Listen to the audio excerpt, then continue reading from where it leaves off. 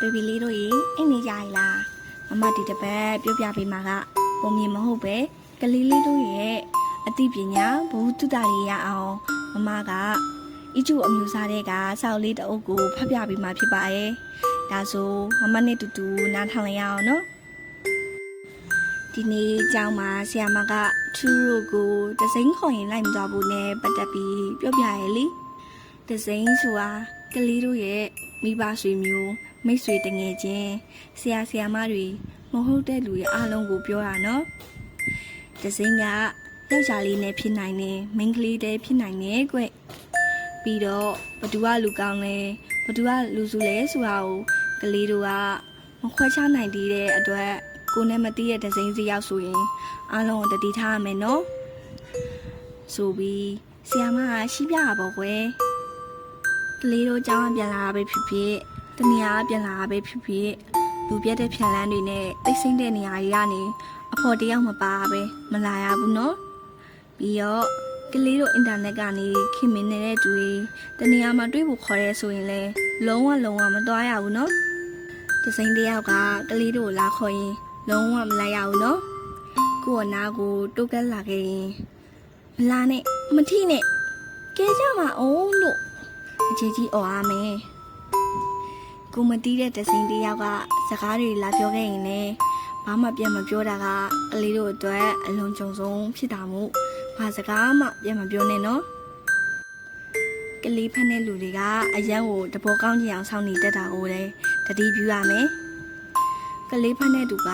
နေရာအနံပြားမှရှိနေတတ်တာကိုလည်းတတိရှိနေရမယ်နော်ဆိုပြီးဆရာမကဆက်ပြောတာပေါ့ကွယ်ဒဇိန်းတယောက်ကရေခဲမို့စားမလားဟိုရှိနားမဆိုင်ရှိရဲ့ဝက်ကြီးမလေးနော်လိုက်လာခဲ့ပါလားဆိုပြီးကလေးတို့ကြိုက်တဲ့အစားတစ်ခုနဲ့သူကမြားခေါ်နိုင်တယ်ဒီလိုအခါမျိုးဆိုကလေးတို့ကဘလောက်ပဲစားကြည့်နေပါစေလုံးဝလိုက်မသွားရဘူးနော်ဒါမှမဟုတ်အန်ဒီတို့အိမ်မှာကြောင်ပတ်စာလေးအများကြီးရှိရဲ့ကြောင်လေးတွေကိုချစ်လားလိုချင်လားလိုချင်နေဆိုပေးမယ်လေ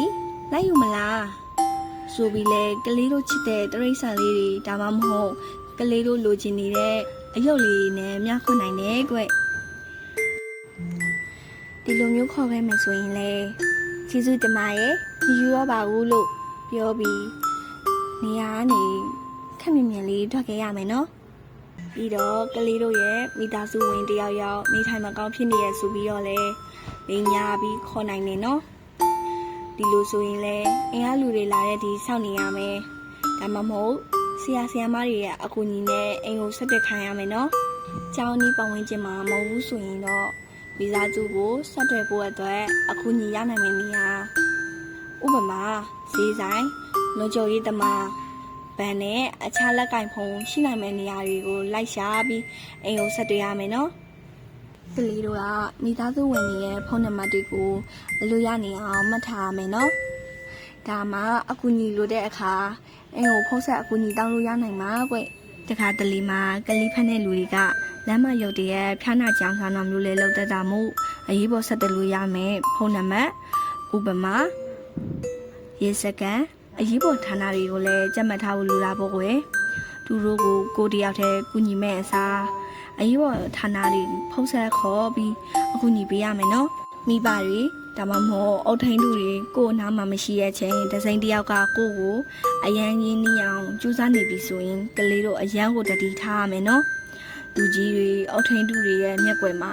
ဒဇိန်းတယောက်ကကလေးတို့ကိုထိကိုင်တာမျိုးလဲလုံးဝလက်မခံရဘူးကွတကယ်လို့ဈေးဝယ်စင်တာတစ်ခုမှာမိမိကိုပျောက်သွားခဲ့ရဆိုရင်ပတ်စံရှင်းနဲ့ငွေရှင်းကောင်းတာစီကိုရအောင်လာပါပြီးရင်ကလေးတို့ရဲ့မိမိနဲ့လူကွဲတဲ့ဆိုတဲ့အကြောင်းပြောပြပြီးကလေးတို့ရဲ့နာမည်ကိုလည်းပြောပြပါကောင်းတာကနေဖေဖေမေမေတို့လမ်းမခွန်မချင်းဘယ်ကူမှမသွားပဲစောင့်နေရမယ်နော်ကိုစီကိုဒဇိန်းတယောက်ချင်းကဲလာခဲ့ရင်ကိုညီနိုင်မယ်လို့ထင်တဲ့လူချက်ချင်းပြောပြရမယ်ကွနောက်ထပ်ဥပမာတစ်ခုကတော့လူတယောက်ကကားပေါ်ကနေဆင်းလာပြီးအနီးဆုံးကုန်းစုံဆိုင်ကဘယ်လိုသွားရမလဲလို့မေးခင်အနောက်ကိုဆုပ်လိုက်ပြီးသူမိတဲ့နေရာဘယ်နေရာလဲဆိုတာကိုပြောပြရမယ်နော်တယောက်ကားပေါ်ကနေဆင်းလာပြီးဆိုတာနဲ့နောက်ကိုအများကြီးဆုပ်ပါပြီးရင်အိမ်ထဲဒါမှမဟုတ်အကြောင်းတက်ကိုနောက်လက်ပြန်ဝင်ပြီးလူကြီးကိုခွာမယ်ကွတ သူတို့နဲ့အတူလုံးဝမလိုက်သွားရအောင်နော်ကဲလို့မြန်ကလေးတို့ကိုဖမ်းမိသွားခဲ့မယ်ဆိုရင်လေသူတို့က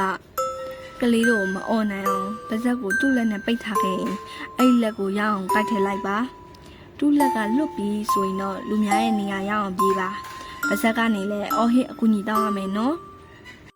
ကဲအခုဆိုရင်ကလေးတို့ကိုတစိမ့်တယောက်ဖမ်းခေါ်ဖို့ကြိုးစားရင်ဘယ်လိုလုပ်ရမလဲဆိုတာသိပြီနော်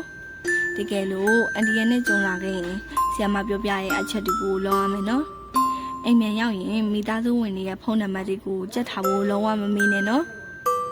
ကလေးကတော့ဒါပါပဲကွယ်မမပြောပြပေးတဲ့ပုံမြင်လေးကတစိမ့်လေးခေါ်ရင်လိုက်မသွားဘူးဆိုတဲ့ပုံမြင်လေးဖြစ်ပါရဲ့